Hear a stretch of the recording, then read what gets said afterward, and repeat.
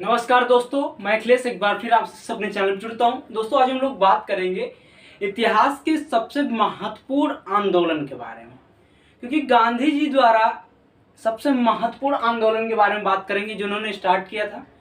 सबसे पहले जिन लोगों ने चैनल को सब्सक्राइब नहीं किया प्लीज़ चैनल को सब्सक्राइब करें, लाइक करें, खूब सारा शेयर करा करें। ठीक है, अगर वीडियो आपको पसंद आता है तो प्लीज़ लाइक जरूर करें। अगर नीचे कमेंट बॉक्स में कोई प्रॉब्लम है तो वो भी पूछ लिए।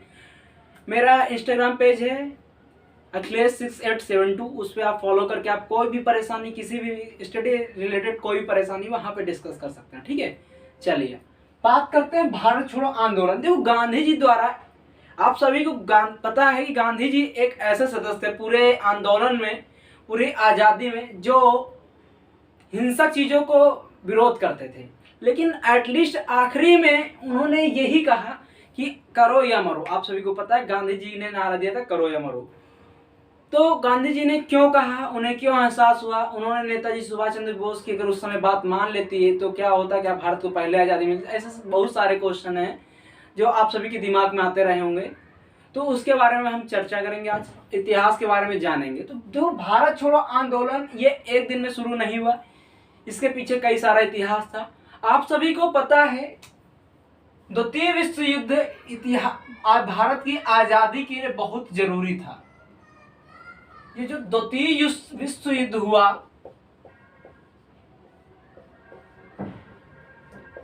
ये अंग्रेजों को हिला के रख दिया, क्योंकि आप सभी को पता है, मैंने बताया है पिछले जितने लेक्चर पढ़ाए, व्यक्तिगत सत्याग्रह है, ठीक है, क्रिप्स मिशन, ऐसे जितने भी बताए, क्योंकि द्वितीय विश्व युद्ध पूरे इन 4 से 5 सालों में बहुत महत्वपूर्ण रोल अदा किया भारत की आज़ादी में। द्वितीय विश्व युद्ध एक अहम रोल अदा कर रहा था और उसी पर फिर से चर्चा करेंगे। आप सभी को पता है मित्र राष्ट्र में कौन कौन थे। ब्रिटेन था, अमेरिका था, रूस था, चाइना था। ये एक तरफ मित्र राष्ट्र थे, दूसरी तरफ वही जर्मनी था, जापान था, ठीक है, ये सब देश थे। तो आप सभी को पता है मित्र राष्ट्र को एहसास हो गया, जैसे मित्र राष्ट्र को एहसास होने लगा कि जो मित्र राष्ट्र थे उनको एहसास होने लगा कि हम ये इस विश्व युद्ध, जो द्वितीय विश्व युद्ध, इसको जीत नहीं सकते। क्यों नहीं जीत सकते? क्योंकि भारत की जो जनता थी इसका विरोध कर रही थी। गांधी जी ने, फिर से बता देता हूँ, गांधी जी ने पहले ही कहा था, ना मैं साम्राज्यवाद और ना मैं फांसीवाद किसी का सपोर्ट नहीं करूंगा, मुझे चाहिए तो सिर्फ और सिर्फ भारत की जनता को पूर्ण आज़ादी चाहिए, पूर्ण स्वराज यानी पूर्ण आज़ादी चाहिए। और ये गांधी जी के लिए बहुत जरूरी था, भारत की जनता के लिए बहुत जरूरी था, क्योंकि इतने दिन से ये स्ट्रगल चलता आ रहा था, आज़ादी का इतने लंबा चलता आ रहा था इन चीज़ों को लेकर। जब मित्र राष्ट्र को एहसास हो गया कि हमें आज़ादी नहीं मिलेगी, तो इन्होंने ब्रिटेन पे अपना शिकंजा कसा कि आप भारत को सत्ता हस्ताक्षर कर दें, लेकिन ब्रिटेन ये बिल्कुल नहीं चाहता था और इसी को लेकर क्रिप्स मिशन भी असफल हुआ। आप सभी को पता है क्रिप्स मिशन क्यों असफल हुआ। जिन लोगों ने नहीं देखा है प्लीज डालें यूट्यूब पे Cripps mission by Akhilesh sir, आपको मिल जाएगा, पूरा वीडियो डिटेल से देखें, बहुत आसानी समझा हुआ है, आसानी से कहानी सुने, आसानी समझ में आ जाए। उसके आगे देखते हैं। जब ब्रिटेन को फिर भी नहीं देना चाहते थे, ये ब्रिटेन सोचता था कि हम कुछ चीजें दे दें लेकिन पूरा अधिकार नहीं देंगे, क्योंकि जैसे ही ब्रिटेन विश्व युद्ध जीत जाता वैसे फिर से भारत पे कब्जा करता। और गांधी जी ये चीज जान चुके थे, गांधी जी ये चीज जान चुके थे, इसलिए गांधी जी पूर्ण स्वराज पर अटके हुए थे, पूरी आजादी पर अटके हुए थे। अब क्या होता है, जब क्रिप्स मिशन कैंसिल हुए थे उसके बाद 7 जुलाई से 14 जुलाई, कब से कब, 7 जुलाई से 14 जुलाई तक कहां पे, वर्धा में कांग्रेस समिति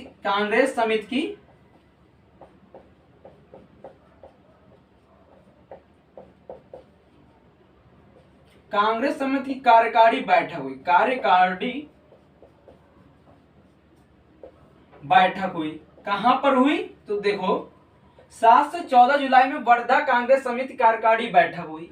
इसमें भारत छोड़ो आंदोलन का प्रस्ताव पारित किया गया। ये जो भारत छोड़ो आंदोलन है, प्रस्ताव पारित किया गया। कहां किया गया? भारत छोड़ो आंदोलन का प्रस्ताव पारित किया कब? 7 से 14 जुलाई वर्धा कांग्रेस समिति कार्यकारी बैठक में भारत छोड़ो आंदोलन प्रस्ताव पारित किया गया। ये प्रस्ताव पारित हो जाता है। अब इसके बाद इसको क्या चाहिए कि जो अखिल भारतीय कांग्रेस थी, अखिल भारतीय कांग्रेस से इसको साइन चाहिए, यानी कि मुहर लगनी थी कि हाँ ये भारत छोड़ो आंदोलन शुरू किया जाए। इसी आंदोलन को शुरू करने के लिए गांधी जी ने करो या मरो का नारा दिया था। कौन सा नारा दिया था? करो या मरो। इसको ऐसे ही लिखा रहने दो, अभी समझाते हैं ये क्या था। बात यह होती है 8 अगस्त 1942 को, कब? 8 अगस्त 1942 को क्या हो रहा है? कांग्रेस की, अखिल भारतीय कांग्रेस की बैठक होती है और इसमें भारत छोड़ो आंदोलन का प्रस्ताव यानी पास कर दिया जाता है। ये जो प्रस्ताव था पास कर दिया जाता, ठीक है। बैठक कब हो रही? 8 अगस्त 1942 को। और इसी पर जब प्रस्ताव पास होता है तो गांधी जी जनता से कहते हैं, गांधी जी अखिल भारतीय कांग्रेस के सदस्यों से कहते हैं, मैं आपको एक मंत्र दे रहा हूं, मेरी बात ध्यान से सुनिए, मैं आपको एक मंत्र दे रहा हूं, करो या मरो का। या तो अपनी आजादी के लिए अब कुछ कर चलो, या तो फिर अपनी आजादी के लिए मर चलो, लेकिन हम इस तरह घुटन में अब नहीं जी सकते। गांधी जी ने ये बात कही और यही करो या मरो का नारा गांधी जी ने क्यों दिया? कभी सोचा है आप लोगों ने? गांधी जी ने कांग्रेस की, अखिल भारतीय कांग्रेस की समिति में आजादी का नारा इसलिए दिया क्योंकि उससे पहले हमारे नेताजी सुभाष चंद्र बोस ने दिल्ली चलो का नारा, तुम मुझे खून दो मैं तुम्हें आजादी दूंगा, ऐसे कई सारे नारा लेके आ चुके थे। क्योंकि आप सभी को पता है जब 1939 त्रिपुरी अधिवेशन में गांधी जी के पट्टाभी रवैया से और नेताजी सुभाष चंद्र बोस में, लोगों में, गांधी जी में यानी नेताजी सुभाष चंद्र बोस में, दोनों में आपस में मतभेद था, तो वो छोड़ चले जाते हैं। उसके बाद वो जर्मनी के हिटलर से मिलते हैं। ये सारी कहानियां हैं जिनको मैंने बताया है, उसको नहीं पढ़ेंगे, यहाँ पे फिर से जुड़ते हैं।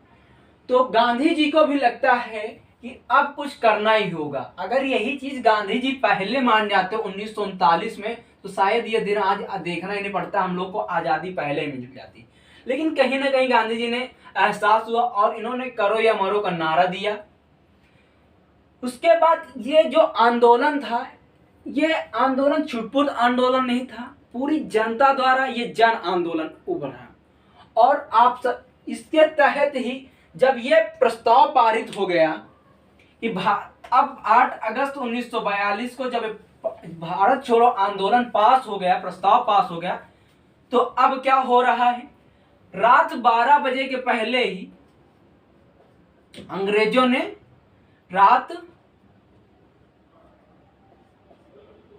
रात्रि 12 बजे अंग्रेजों ने क्या शुरू किया?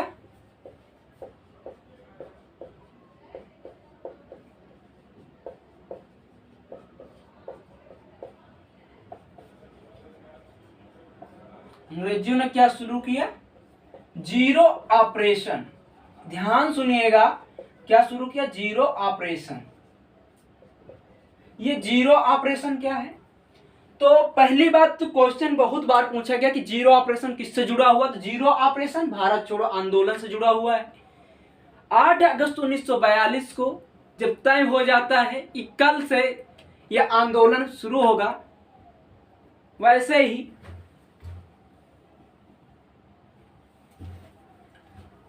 ही क्या होता है, अंग्रेजों ने रात को जीरो ऑपरेशन शुरू कर देते और इसमें कांग्रेस के जितने बड़े लीडर होते उनको गिरफ्तार कर लेते। जैसे गांधी जी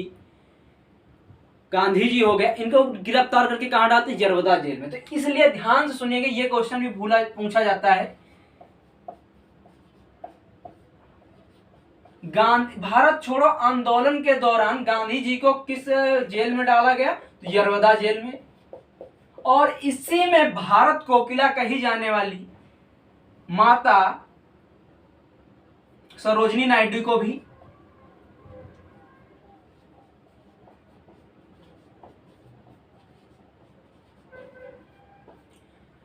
यरवदा जेल में गांधी जी को और सरोजिनी नायडू को बंद कर दिया जाता है और कांग्रेस के कई बड़े सारे नेताओं को जेल में बंद कर दिया जाता है। ठीक है, इसी घटना के बाद गांधी जी की पत्नी कस्तूरबा गांधी का देहांत हो जाता है और इधर 9 अगस्त को ये जो आंदोलन होता है शुरू हो जाता है। इतिहास में 9 अगस्त बहुत महत्वपूर्ण क्यों है? क्योंकि आप सभी को पता है काकोरी कांड भी 9 अगस्त को ही हुआ था, लगभग 17 सालों पहले, यानी 1942 के 17 साल पहले हम जाएं तो काकोरी कांड था। काकोरी कांड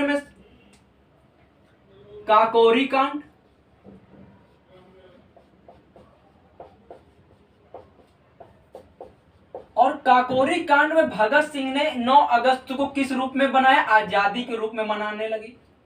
भगत सिंह ने 9 अगस्त को किस रूप में मनाया था? आजादी के रूप में मनाया। ठीक है, ये बहुत गहरी बातें बता रहा हूं, आप सभी को ध्यान से सुनिएगा। काकोरी कांड के बाद भगत सिंह 9 अगस्त को आजादी के रूप में मनाते थे, इसीलिए कांग्रेस ने 9 अगस्त 1942 को ही भारत छोड़ो आंदोलन की मुंबई के ग्वालियर टैंक से, कहां से?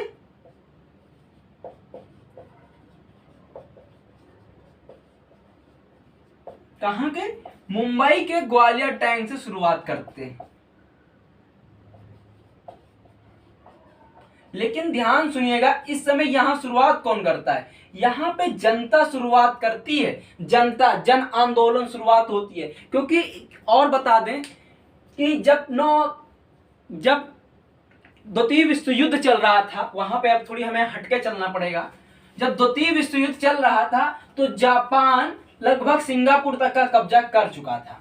ठीक है, अब बंगाल पर आक्रमण करने ही वाला था। अंग्रेज इस चीज को डर रहे थे और कई सारी ऐसी चीजें थी जो अंग्रेजों ने भारत पर हिंसा बहुत की। अंग्रेजों ने बहुत सारी भारत के लोगों पर हिंसा की।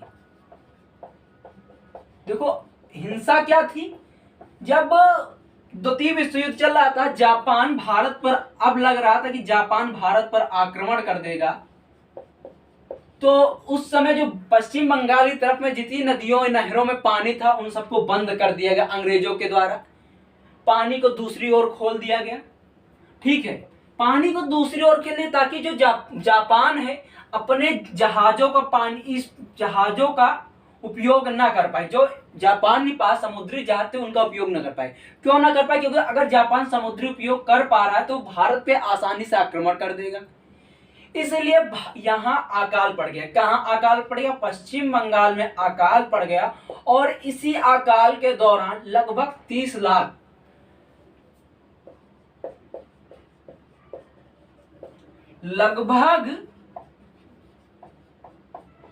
लाख लोगों की केवल अकाल से मृत्यु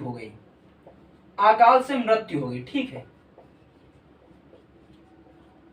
ऐसी कई चीजें थी। और जो बड़े बड़े जमींदार थे, क्योंकि आप सभी को पता है जो बड़े बड़े जमींदार थे वो सिर्फ अंग्रेजों का सपोर्ट कर रहे थे, भारत का जनता का कभी सपोर्ट नहीं किया। उन्होंने क्या किया? अनाजों को एकत्र कर लिया, खूब सारा अनाज एकत्र कर लिया, जिससे और अकाल पड़ गया, भूखमरी का कार्य, और 30 लाख लोगों की लगभग मृत्यु हो गई। ठीक है, तो ये सारा घटना चलती रही इधर द्वितीय विश्व युद्ध के दौरान। और इधर यहां से जो पश्चिम बंगाल से लोग थे लगभग 30 से 40% लोग, कितने? 30 से 40% लोग कहां भाग के आ गए? बिहार आ गए, पूर्वी यूपी आ गए। पूर्वी यूपी उस समय क्या नाम था? संयुक्त प्रांत और बिहार। ठीक है, पूर्वी यूपी मतलब जैसे कि अगोरापुर होगा, बलिया होगा, ऐसे कई जगह आ गए और यहां पर रहकर आंदोलन की शुरुआत करते हैं। और ये आंदोलन सिर्फ भारत के एक कोने में ही नहीं रहा, पूरे भारत में चला। आप कर्नाटक ले लो, गुजरात ले लो, कहीं भी ले लो, ऐसा बहुत तरीके से आंदोलन चला। और इस आंदोलन में सबसे खास महत्वपूर्ण बात यह थी, जन आंदोलन था। और जन आंदोलन कितना उग्र हो सकता है ये आप सब समझ सकते हैं। जन आंदोलन था, इसमें बहुत सारे कांग्रेस के नेता थे जो छूट कर जेल से भाग कर आए, जैसे जयप्रकाश नारायण, ठीक है, राम मनोहर लोहिया जी और उषा मेहता, जिन्होंने बंबई से रेडियो कांग्रेस रेडियो के द्वारा प्रचार किया।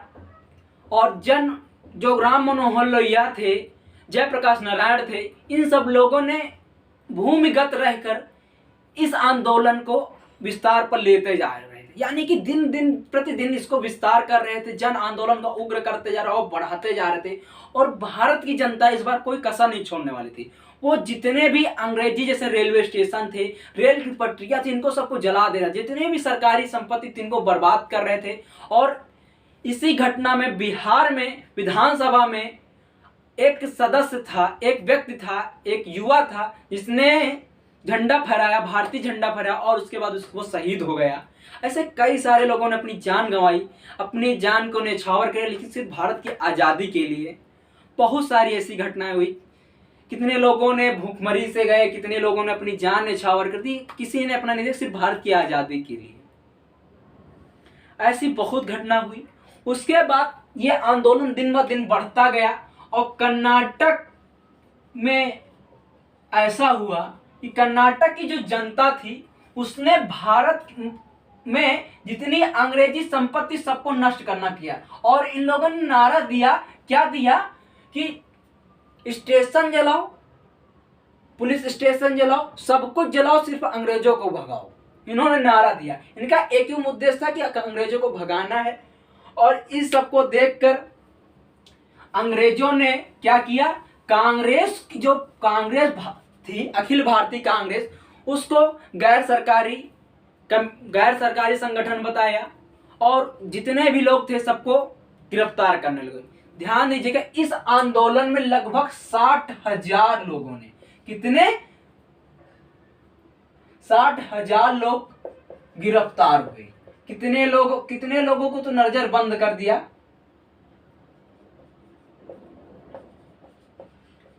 हजारों लोगों को नजरबंद किया, कई लोगों ने अपनी जान न्यौछावर की। लगभग 1500 लोगों की जान गई थी इस आंदोलन में, जो एक सरकारी आंकड़ा है, हो सकता है इससे ज्यादा भी रहा हो, लेकिन 60,000 लोगों को गिरफ्तार की। इतना बड़ा आंदोलन था। लेकिन यह आंदोलन आजादी की आखिरी आंदोलन था, जो जनता द्वारा आंदोलन शुरू किया गया था, जन आंदोलन था। और उषा मेहता, ये सब ध्यान से सुनिएगा क्योंकि यही सब क्वेश्चन कहानी में आता है, यही सब पूछा जाता है, ठीक है। उषा मेहता रेडियो से प्रसारण करती हैं, ठीक है। जयप्रकाश नारायण और राम मनोहर लोहिया, ये सारे नेता क्या भूमिगत रहकर करते हैं। अंग्रेजों ने क्या किया, अखबार बंद कर दिए, मैगजीन बंद कर दिए, लेकिन कई सारे ऐसे प्रतिबंध लगाए जिससे सारे बंद हो गए। लेकिन भारत की जनता ने इस बार दृढ़ निश्चय किया था कि हम सब कुछ करके रहेंगे, और वो सफल भी हुए इस भारत छोड़ो आंदोलन में। लगभग ये आंदोलन 1 साल तक चला और इसी के समान सरकारें बनाई गई, अंग्रेजों के खिलाफ समानता सरकारें बनाई गई, अस्थायी सरकारें बनाई गई। जो यूपी के बलिया से चित्तू पांडे ने, ये क्वेश्चन आता है, ये सारे क्वेश्चन पूछे जाते हैं। भारत छोड़ो आंदोलन यूपी बलिया से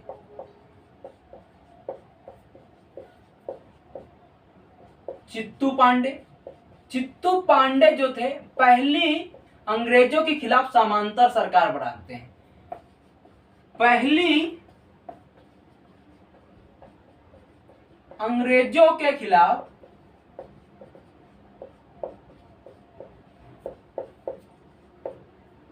समांतर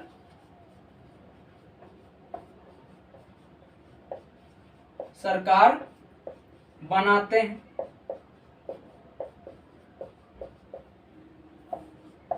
तालुक, ये जनजाति समांतर सरकार बनाते हैं।